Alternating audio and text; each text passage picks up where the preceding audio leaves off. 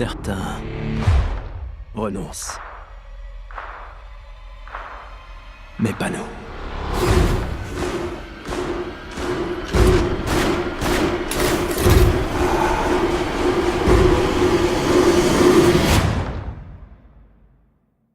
Pas nous.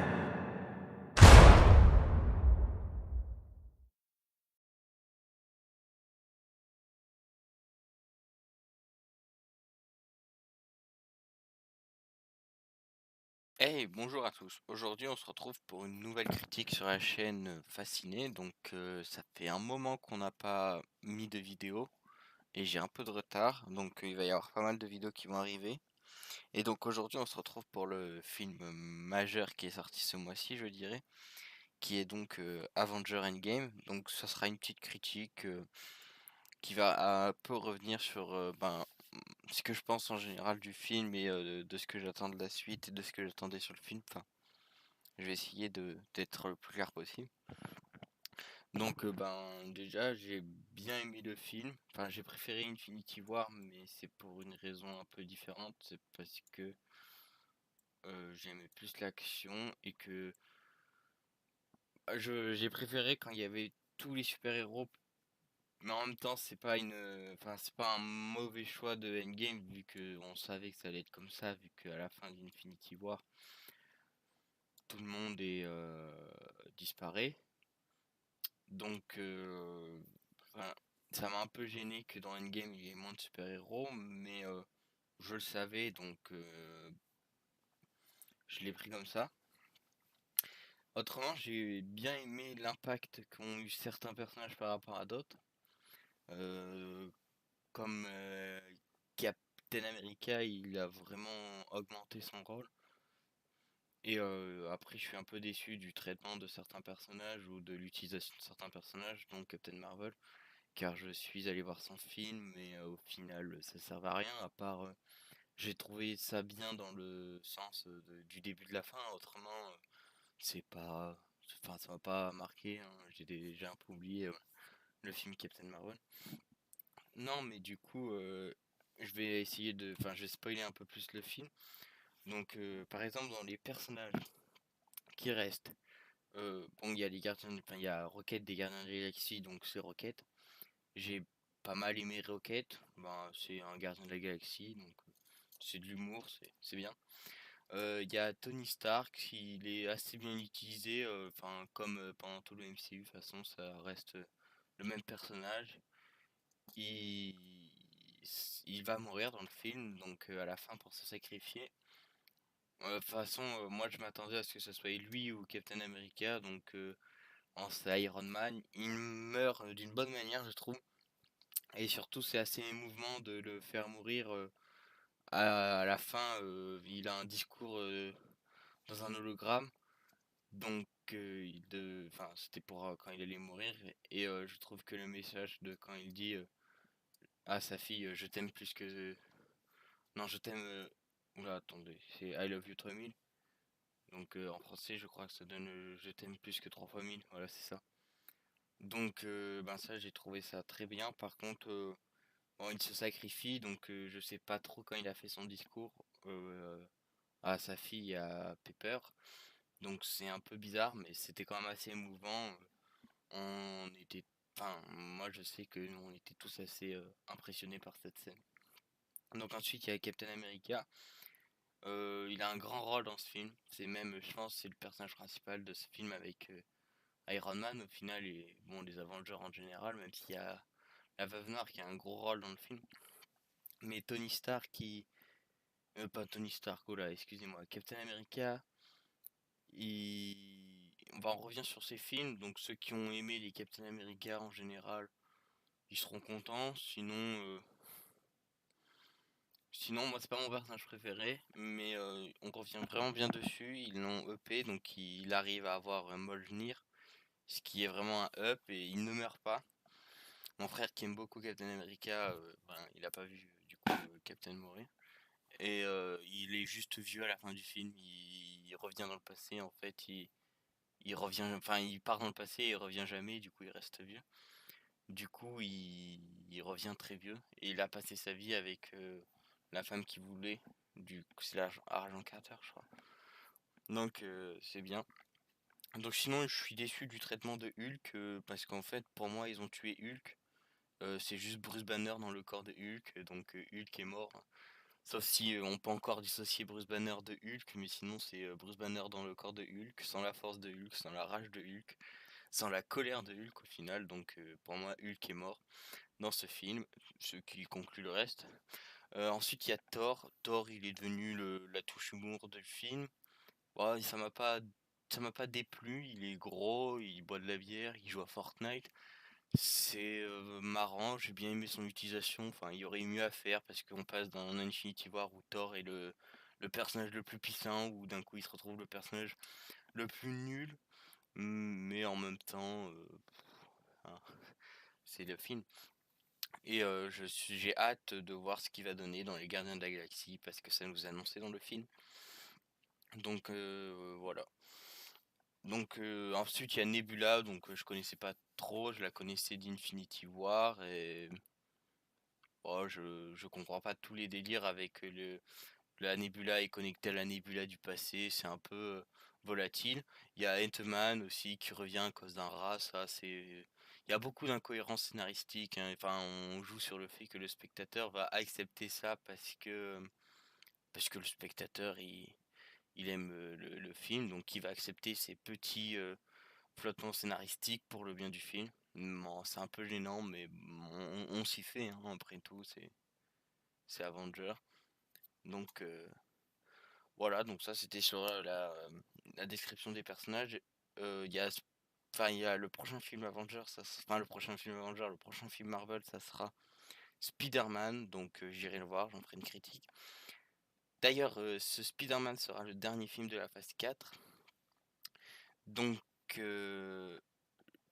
j'espère que ça conclura vraiment bien la phase, parce que revenir après Endgame, ça sera très difficile, et surtout que je pense que Spider-Man.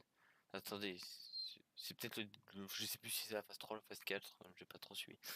Donc c'est soit la fin de la phase 3, soit la fin de la phase 4, je sais plus. Je crois que c'est la phase 3, excusez-moi, mais je suis pas sûr. Oh. Donc je pense que ce film va instaurer les enjeux de la prochaine phase, et donc ça sera assez intéressant. Ensuite, bon, dans les Marvel, du coup, il y aura X-Men, mais bon, ça n'a rien à voir avec le MCU, et je n'irai pas voir ce film parce que de toute façon, ça va être reboot et que j'aime pas trop les X-Men de base. Et après, il y a plein de films solo en préparation. Donc, je vais aussi parler de la Veuve Noire parce qu'il y a son film qui est en préparation. Elle meurt dans le film. J'ai pas trop compris pourquoi elle mourrait. Moi, j'aurais pensé que ça serait Aokao qui meurt. Au final, c'est elle. Au final, c'est très bien pensé parce que c'est enfin quelque chose dont on ne s'attendait pas, contrairement à la mort de Iron Man ou Captain. Donc, elle a quand même, enfin, Scarlett Johansson va quand même revenir pour un film en solo qui se passera dans le passé. Donc, c'est une origin story, donc ce sera pas un film directement lié au MCU parce que c'est après tout ça et donc elle sera morte. Donc, tout son film n'aura aucune influence sur les films futurs, mais c'est vrai que ce choix était étonnant et m'a quand même plutôt pas mal plu.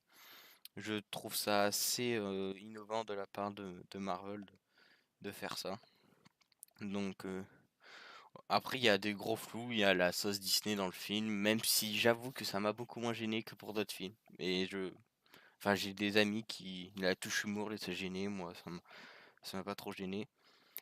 Donc globalement moi j'ai beaucoup aimé Endgame. Je suis ressorti moins étonné que à la fin d'Infinity War. Mais j'avoue que j'avais arrêté de regarder un peu le MCU à partir de Civil War, Ragnarok, etc. Et je suis revenu à Infinity War et ça m'a vraiment marqué. Endgame m'a marqué sur certaines scènes comme I Love You 3000. Enfin, I Love You, je sais pas comment on dit en anglais tout à fait, mais bon, I Love You 3000, moi je le dis comme ça. Et ou des scènes où on voit tous les Avengers ensemble avec Avengers Assemblement, la scène de combat finale. Et on va revenir sur Thanos, du coup, le côté méchant, avec Loki aussi. Donc Loki revient dans le film, il disparaît. D'ailleurs, pour moi, signifie que Loki va revenir et donc n'est pas mort, hein. C'est pour moi. Je me trompe peut-être, hein, mais pour moi, c'est faire revivre Loki, c'est la résurrection de Loki. C'est, il va revenir dans un monde parallèle ou dans je sais pas quoi avec cette téléportation qu'il a fait grâce à la pierre de l'esprit. Après je me trompe peut-être par rapport à d'autres films, je sais pas. Et il y a Thanos qui d'un coup est devenu quand même moins balèze. C'est enfin, et on revoit le Thanos du début du film mais avec moins de charisme. Il arrive quand même à se battre face à Captain Marvel au début du film, au début à la fin du film. Il lui fout un coup et après il se fait démonter, donc on va revenir sur l'utilisation de Captain Marvel après. Mais bon, en gros Thanos est beaucoup plus fort que Captain Marvel pendant 5 secondes. Et globalement, ils sont à deux sur lui et ils le battent par rapport au 1 où il démonte Hulk et Thor en 2 secondes. Là, dès le début du film, c'est l'inverse. Dans les 10 premières minutes, Thanos explose Thor et Hulk. Et là, c'est tous les Avengers qui démontent Thanos en 10 minutes. Et dans les 10 premières minutes, il meurt. Ensuite, c'est le Thanos de 2014 qui revient. Ça, c'était un peu flou. Ça a quand même pas mal niqué le délire sur Thanos. Je pense pas que c'était forcément nécessaire. On aurait pu laisser le premier Thanos en vie et qu'il revienne parce que justement, il réalise après que enfin, ceux qui sont encore en vie sur Terre essayent de revenir dans le temps et n'acceptent pas que 50% de la population soit morte. Maintenant, on va revenir sur l'utilisation de Captain Marvel. Elle est là uniquement pour combler les trous scénaristiques. Dès qu'ils n'ont pas d'idée sur comment faire ça, et ben on utilise Captain Marvel. C'est tout en fait, elle sert à rien, elle est pas là dans le film, elle veut pas être là dans le film, elle le dit elle-même que il y a d'autres problèmes, il y a d'autres dimensions à régler et c'est justifié juste par ça. Il y a d'autres problèmes plus graves dans l'univers et c'est à elle de sauver le reste de l'univers. Donc elle sert à rien, elle sert à faire revenir Iron Man comme ça au début, elle fait coucou, je reviens. Son relation avec Nick Fury n'est pas exploitée, il y a juste un regard à la fin à l'enterrement de Tony. Alors ça c'est assez décevant parce que avec Tony avec Nick, je crois, oui avec Nick Fury. Voilà, donc pas ouf, Captain Marvel. Et après il y a Ant-Man qui ses films sont pas terribles mais j'avoue que oh, il me plaît bien le petit Ant-Man, on dirait un peu un Deadpool mais un Deadpool nul en fait, enfin dans le niveau humour. Niveau humour, hein, pas niveau personnage, parce que Ant-Man n'est pas du tout comme Deadpool. J'avoue que bon, Ant-Man, il apporte la dimension quantique et ça qui sert, hein, la guêpe, ouh là là, elle sert à rien ce personnage. Hank Pym, le Hank Pym du passé, il est moche, on dirait même pas Hank Pym. Enfin, cette, cette partie-là, c'est où on parodie, enfin où on cite des références à la pop culture comme Retour vers le futur, j'ai pas trop accroché. Donc voilà. Bon, alors globalement, là j'ai dit les points négatifs du film, mais il y a pas mal de points positifs, hein. Globalement, c'est euh, c'est une bonne conclusion au 21 films qu'il y a eu avant. J'aime vraiment beaucoup le Marvel Cinematic Universe. J'ai juste essayé de dire les points les plus négatifs que j'ai pu trouver, parce que c'est difficile de se souvenir des points positifs, mais il y en a. La bataille à la fin est très bien. L'utilisation de certains personnages comme Iron Man et Captain, je la trouve très bien. L'utilisation de Black Widow et d'Ako, je l'ai bien aimé aussi. Et la retrouvaille aussi entre certains personnages, les émotions. Enfin, ce film, il a très bien retranscrit plein d'émotions et c'est vraiment un bon film que je vous conseille d'aller voir si vous ne l'avez pas déjà vu. Ce qui m'étonnerait vu que j'ai fait ma vidéo très tard. Et donc, je vais revenir vite fait sur pourquoi il n'y a pas eu de vidéo. Pourquoi il n'y avait plus de vidéos? Parce que on était dans une période creuse au cinéma et qu'il n'y avait rien qui m'intéressait. Il y a eu Avengers Endgame et j'ai mis un peu de temps à faire une vidéo parce que je voulais prendre le temps de la faire, bien trouver les idées sur le film. Mercredi, il arrivera sûrement une vidéo sur Nous finirons ensemble de Guillaume Canet. Et le samedi prochain, j'essaierai de faire sur Détective Pikachu. Donc je vais essayer de rattraper un peu le retard que j'ai pris vis-à-vis des films. Là, il y a pas mal de films qui vont sortir, etc. Je ferai peut-être des vidéos sur des reviews en fait, sur d'anciens films comme on faisait avant. Et on parlera aussi sûrement d'autres choses, de petites surprises qu'on vous réserve. Donc voilà, j'espère que cette vidéo vous a plu. N'hésitez pas à me donner votre avis en commentaire et je vous aime plus que 3 fois 1000, hein.